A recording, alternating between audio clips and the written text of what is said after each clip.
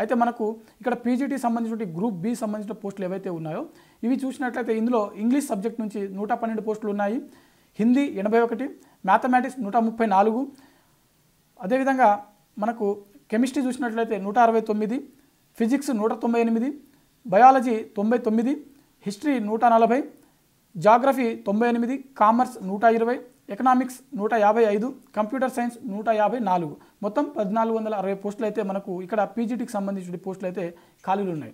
అదేవిధంగా టీజీటీ సంబంధించినటువంటి సబ్జెక్టుల వారికి ఒకసారి చూద్దాము. టీజీటీ సంబంధించినటువంటి ఇక్కడ టీజీటీలో మనకు గ్రూప్ బి మరియు రీజనల్ లాంగ్వేజ్ సంబంధించినటువంటి ఇక్కడ మీరు అభ్యర్థులు గమనించవలసిన విషయం ఏంటంటే జనరల్ సబ్జెక్ట్స్ ఉన్నాయి, దాంతోపాటుగా రీజనల్ లాంగ్వేజ్ అంటే ఏ స్టేట్కి సంబంధించినటువంటి ఆ స్టేట్కి సంబంధించిన లాంగ్వేజ్ ఏదైతే ఉందో అంటే తెలుగు కావచ్చు, ఉర్దూ కావచ్చు, మలయాళం కావచ్చు, మణిపురి కావచ్చు, ఇట్లాంటి సంబంధించిన సబ్జెక్టులు అనమాట. అవి కూడా ఇక్కడ ఉన్నాయి. సో మనం తెలుగు తెలుసుకుందాం, మిగిలిన సబ్జెక్టు తెలుసుకుందాం. హిందీ సబ్జెక్టులో మనకు దాదాపుగా 424 ఖాళీలు ఉన్నాయి, ఇంగ్లీష్లో 395, మ్యాథమెటిక్స్ 381, సోషల్ స్టడీస్లో 392, సైన్స్లో 408, కంప్యూటర్ సైన్స్లో మొత్తం 550 పోస్టులు. అత్యధికంగా మనకు కంప్యూటర్ సైన్స్లో ఖాళీలు ఉన్నాయి, 550 పోస్టులు అయితే ఇక్కడ కనిపిస్తూ ఉంది.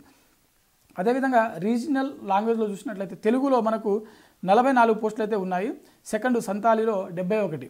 కానీ ఇక్కడ మనకు మిగిలిన లాంగ్వేజ్ ఏవైతే ఉన్నాయో అవి మనం ఎలిజిబుల్ కాదు కాబట్టి వాటి గురించి మనం తెలుసుకునేటువంటి ప్రయత్నం వద్దు. సో తెలుగు సంబంధించి చూసినట్లయితే 44 పోస్టులు అయితే ఇక్కడ మనకు వేకెన్సీస్ ఉన్నాయి. ఇది వేకెన్సీస్ సంబంధించినటువంటి విషయము. స్కీమ్ ఆఫ్ ఎగ్జామినేషన్, ఓకేనా. స్కీమ్ ఆఫ్ ఎగ్జామినేషన్ మనం ఒకసారి చూద్దాము.